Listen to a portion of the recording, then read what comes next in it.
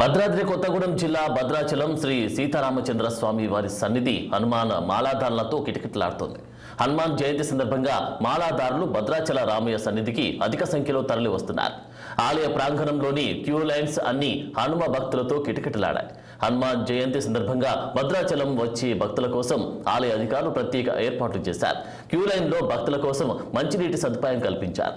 ఉచిత దర్శనం, లడ్డు ప్రసాదాల కోసం 3 చోట్ల కౌంటర్లు ఏర్పాటు చేశారు.